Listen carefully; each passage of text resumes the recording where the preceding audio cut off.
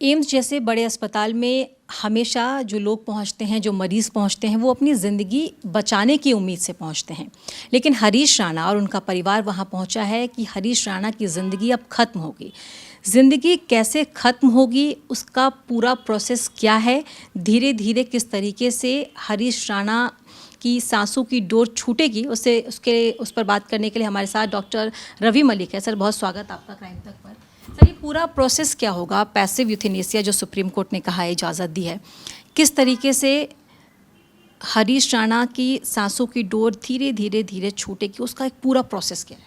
देखिए, सबसे पहले तो हमें ये समझना जरूरी है पैसिव यूथेनेसिया होता क्या है। पैसिव यूथेनेसिया में क्या है कि जो डॉक्टर्स हैं वो जितनी लाइफ सेविंग ड्रग्स हैं या लाइफ सेविंग जितने मैन्यूवर्स हैं उनको विड्रॉ करते जाएंगे ताकि पेशेंट एक नेचुरल डेथ से जाए।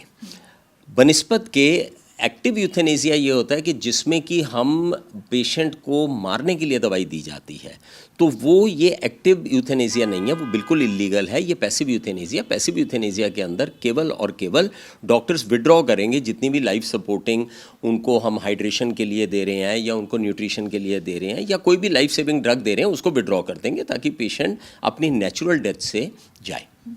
ये लाइफ सपोर्टिंग सिस्टम में क्या क्या हो सकता है जिनको हटाया जाए?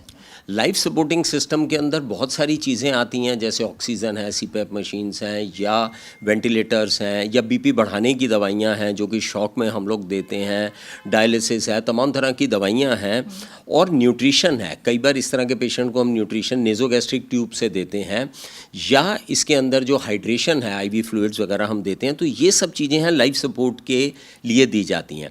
लेकिन एक पेशेंट जिसके अंदर की medically recovery is almost impossible, medically वो रिकवर नहीं कर सकता है, तो उस केस में पैसिव यूथेनेसिया का ये डिसीजन आया है। जब ये सारी लाइफ सपोर्ट के लिए जो भी सिस्टम है, जो भी चीज़ें दी जाती, जब उसको हटाया जाएगा तो कोई दर्द होगा, कोई परेशानी होगी। ऑब्वियसली हरीश राणा खुद से नहीं बता सकते हैं, लेकिन ऑब्वियसली डॉक्टर को पता होगा ये चीज़ें, तो उसके लिए फिर कोई दूसरा विकल्प होगा? डेफिनेटली एक सक्षम बोर्ड जो कि प्रोफेशनली क्वालिफाइड है एम्स में, वो बैठेगा। एक सिंगल डॉक्टर इसमें डिसीजन नहीं लेगा, पूरा बोर्ड डिसीजन लेगा। हरीश राणा जी के हर जो उसके पैरामीटर्स हैं उनको देखा जाएगा और उसके हिसाब से धीरे धीरे करके ये चीज़ें विड्रॉ की जाएंगी। और अगर इसके दौरान उनको बेचैनी होती है, बहुत एंग्जाइटी होती है या परेशानी होती है, तो उसका भी पूरा ध्यान रखा जाएगा बोर्ड के थ्रू। और ये बड़ा ही एक एथिकल वे में और डॉक्यूमेंटेड वे में ये चीज़ होगी और जिसमें कि धीरे धीरे करके जो भी लाइफ सपोर्ट की मेडिसिन्स हैं या जो भी लाइफ सपोर्ट की न्यूट्रिशन या हाइड्रेशन है वो धीरे धीरे करके विड्रॉ होंगी। ये पैलिएटिव केयर यूनिट जहाँ पर हरीश राणा को ये पैसिव यूथेनेसिया दिया जा रहा है, ये पूरा प्रोसेस किया जा रहा है, ये यूनिट कैसा होता है? क्या वहाँ बाकी जो बेड्स होते हैं उसकी तरह होता है, कुछ अलग होता है इसमें?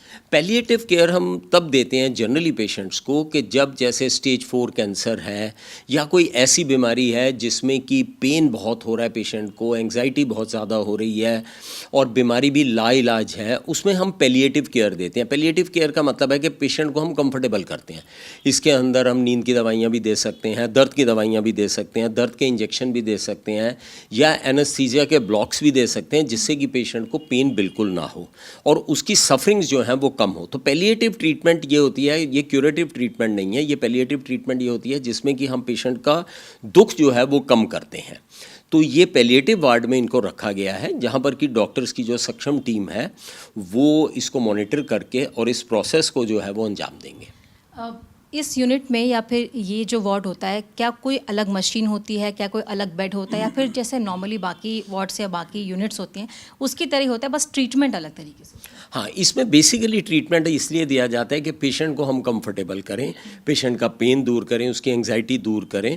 तो इसके अंदर जो है साइकेट्रिस्ट हैं, साइकोथेरेपिस्ट हैं, पेन मैनेजमेंट कंसल्टेंट्स हैं, एनेस्थेटिस्ट हैं जो कि पेन के ब्लॉक्स देते हैं, जिनको कि ब्लॉक देने के बाद पेशेंट को पेन बिल्कुल नहीं महसूस होगा, या एंटी एंग्जाइटी या एंटी डिप्रेसेंट ड्रग्स देते हैं जो कि एंड स्टेज के पेशेंट्स को चाहिए होती हैं क्योंकि उनको बहुत ज़्यादा एंग्जाइटी होती है।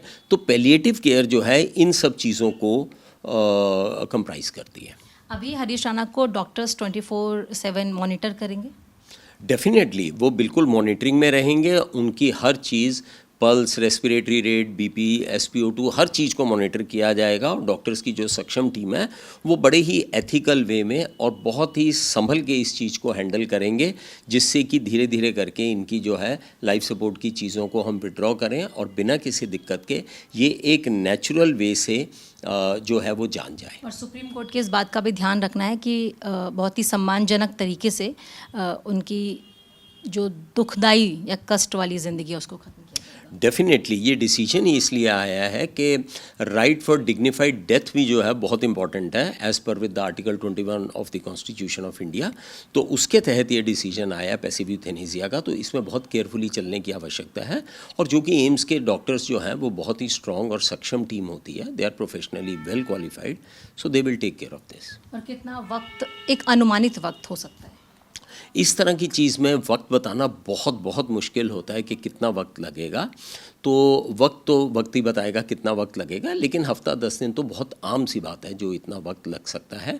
लेकिन बहुत सारी चीज़ों के ऊपर ये डिपेंड करता है कि वो वक्त कितना लगता है। Thank you so much doctor Malik, crime तक से बात करने के लिए।